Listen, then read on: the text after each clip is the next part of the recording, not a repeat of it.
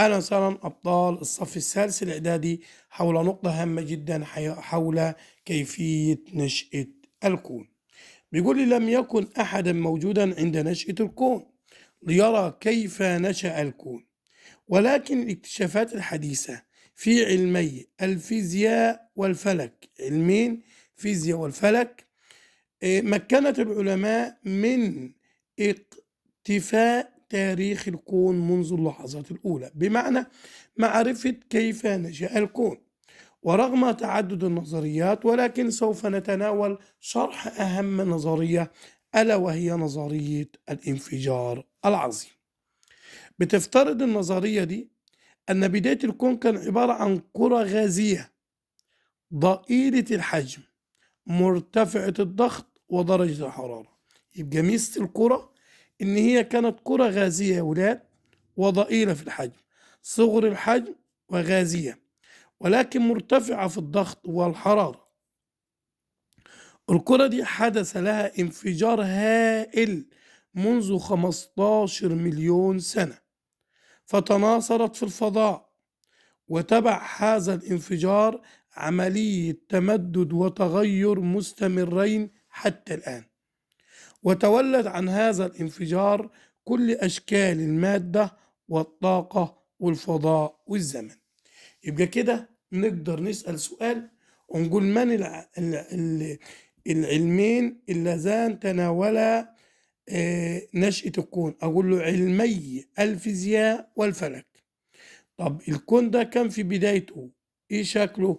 أقول له كان في شكل كرة غازية وضئيلة الحجم، ولكن مرتفعة الضغط والحرارة. يبقى ميزة الكون قبل الانفجار إنه كان كرة ضئيلة مرتفعة الضغط ودرجة الحرارة وضئيلة في الحجم.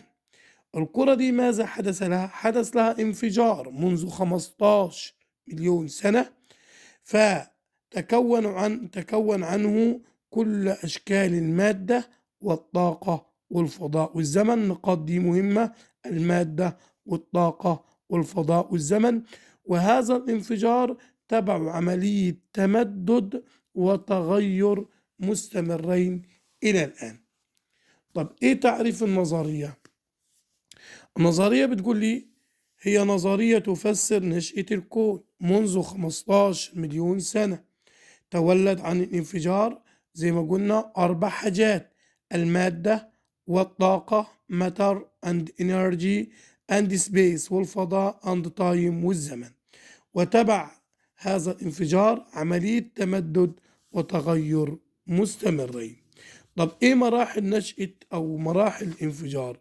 بيقول لي يا استاذ الانفجار منذ اللحظة الاولى انفجرت الكرة وبدأت عملية تمدد وتغير، ثم بعد مرور عدة دقائق أصبحت درجة الحرارة حوالي 10,000 مليون درجة مئوية. 10,000 مليون درجة مئوية. ثم تلاحمت الجسيمات الذرية دي مكونة غازين الهيدروجين والهيليوم بنسبة 75 ل25، وأنتج المجرات والنجوم والكون عبر ملايين السنين. يبقى نقول تاني: بعد مرور عدة دقائق وصلت درجة الحرارة 10,000 مليون درجة مئوية، وتكون من هذا الانفجار تلاحم الجسيمات الذرية الذي نتج عنها غازي الهيدروجين والهيليوم بنسبة 75 ل25. نقاط في غاية الأهمية. يبقى من الغازان اللذان نتج عن عملية الانفجار؟ الهيدروجين والهيليوم بنسبة 3:1، أو بنسبة هيدروجين 75 والهيليوم 25. واللذان من الغازين دول أنتج المجرات والنجوم. يبقى في معلومة: المجرات والنجوم تتكون من إيه؟ من غازي الهيدروجين والهيليوم. بعد 1000 مليون سنة بدأت تتجمع الجزيئات الغازية دي، تجمعت المادة في صور كتل. من 2000 ل 3000 مليون سنة بدأت الكتل دي الصغيرة تتجمع في شكل كتل أكبر تسمى بأسلاف المجرات بفعل الجاذبية، تاركة مناطق في الفضاء الخاوي. عند 3000 مليون سنة بدأت تتشكل المجرات. تمام.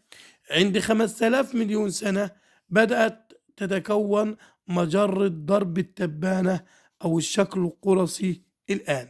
يبقى المجرات بدأت ظهرت عند 3000، أما مجرتنا اللي هي مجرة الحلزونية أو اللولبية أو درب التبانة بالشكل القرصي عند 5000 مليون سنة.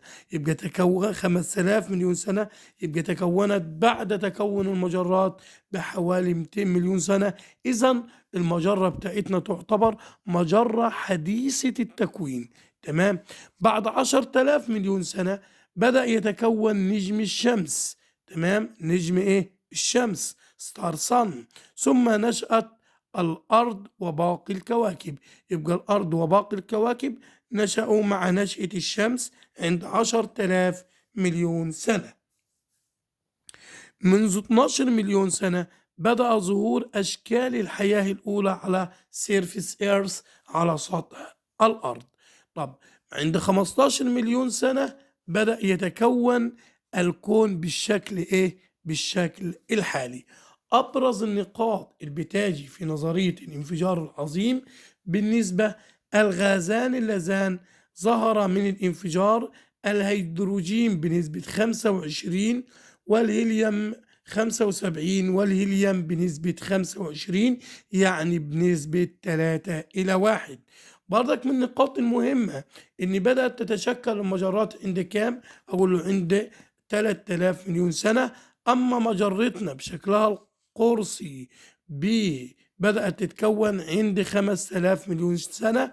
نجم الشمس عند 10,000 مليون سنة، ومع نجم الشمس تكونت الأرض وباقي كواكب المجموعة الشمسية. نظرية في غاية الأهمية ونقاط هامة جدا، إن شاء الله تعالى لن يخلو عنها امتحان نصف العام. ولكن رجائي من طلاب الأعزاء الاشتراك في القناة وتفعيل زر الجرس. أشكركم. سلام الله عليكم ورحمته وبركاته.